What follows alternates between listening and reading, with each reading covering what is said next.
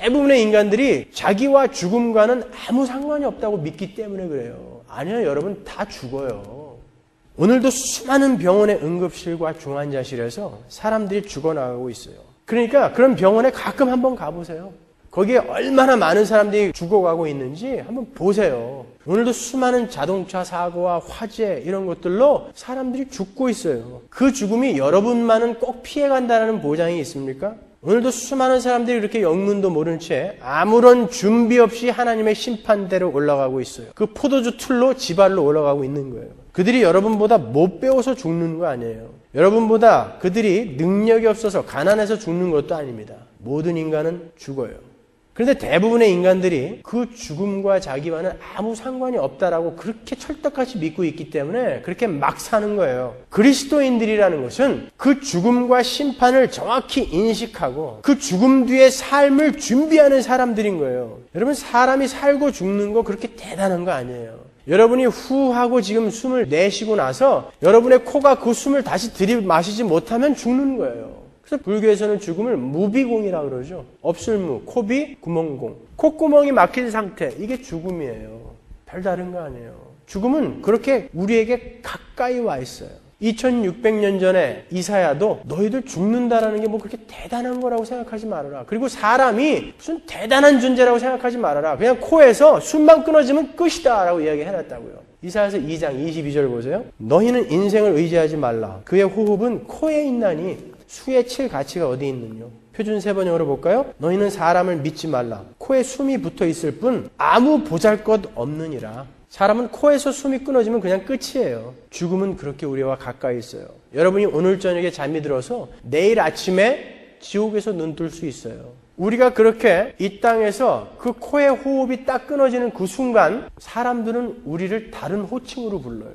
여러분들이 아무리 중환자실에 있건 아무리 연약하건 힘이 없건 코마 상태에 있건 식물인간의 상태로 있건 코에 숨이 붙어있을 땐 여러분은 사람이죠. 그러나 이 코에서 숨이 딱 끊어지는 순간 여러분은 시체로 불리는 거예요. 그리고는 곧 살아있는 것들과 격리가 되죠. 병원에서 죽은 자들은 곧 냉동실로, 시체를 보관하는 냉동실로 옮겨지게 되고 집에서 죽은 자들은요, 병풍 뒤로 옮겨지는 거예요. 그 앞에 이제 향이 피어지게 되겠죠. 그리고는 곧 썩습니다. 여러분, 사람 썩는 냄새 맡아보셨어요? 제가 시골에서 자라면서 많은 초상을 치르면서 병풍 뒤에서 사람이 썩는 것을 실제로 많이 봤어요. 그리고 무덤 이장할 때 제가 그 곁에서 한번 본 적이 있는데 그 냄새는 이루 말할 수가 없어요. 인부들이 오죽하면 땅을 파다가 도망가요. 그 냄새 때문에. 돈을 준다고 그래도.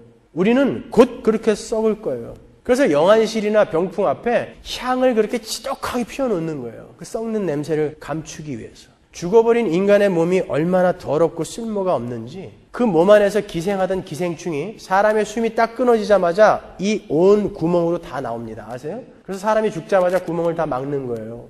인간은 그런 거예요. 숨만 끊어지면 전혀 쓸모없는 고기 덩어리가 되는 거예요. 여기에 있는 모든 분들이 바로 그 병풍 뒤로 갈 거예요.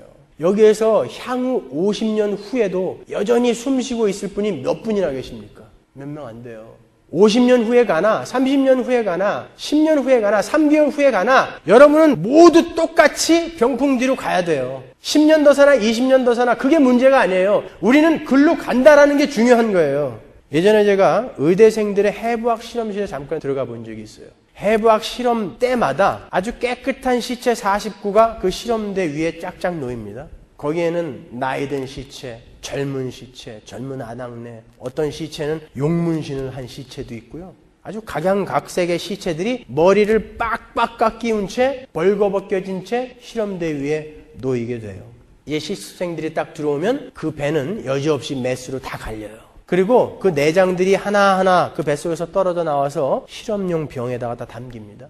머리통을 전기톱으로 잘라요. 그 안에 있는 뇌를 끄집어낸다고요. 그리고 그것도 병에 들어가죠. 제가 볼 땐 그건 그냥 실험용 마네킹 같았어요. 근데 사람이었어요. 그들도요.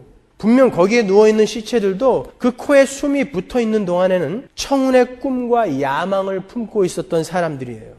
거기 누워있던 그 아낙네들이 살아있는 동안에 그 얼굴에 발랐던 화장품들과 그들이 심사숙고하면서 골라 입었었을 그 화려한 옷들을 제가 한번 생각해 봤어요. 미용실에는 얼마나 또 자주 갔을까요? 그러나 그 코에서 숨이 멎자 그녀에게는 더 이상 향기나는 화장품이 필요 없어요. 화려한 옷이 필요 없어졌어요. 벌거벗겨졌어요. 머리를 빡빡 깎이우고 벌거벗겨져서 그 실험대 위에 척 놓여있게 되는 거예요. 여러분, 그게 인간의 말로예요. 그들도 코에 숨이 붙어있을 때는 여러분처럼 이 세상에서 자기의 유익을 위해서 다투고 시기하고 부부싸움하고 모함하고 행복해하고 기뻐하고 슬퍼하고 병들고 우리가 하고 있는 모든 것들을 다 하면서 살았다고요. 그러나 모든 인간이 그 자리로 간다니까요. 여러분들하고 그 시체하고 뭐가 달라요? 코에 숨이 붙어있는 것밖에 다른 거 없어요. 우리는 겨우 그런 존재예요. 그 실험이 끝나면 1000도가 넘는 화장터의 불꽃 속으로 들어가야 돼요. 아니면 반평도 안 되는 땅속에 들어가서 곧 썩어버려야 되는 거예요. 그렇게 썩어버리면 우리는 공으로 다 없어지는 건가요? 아니에요.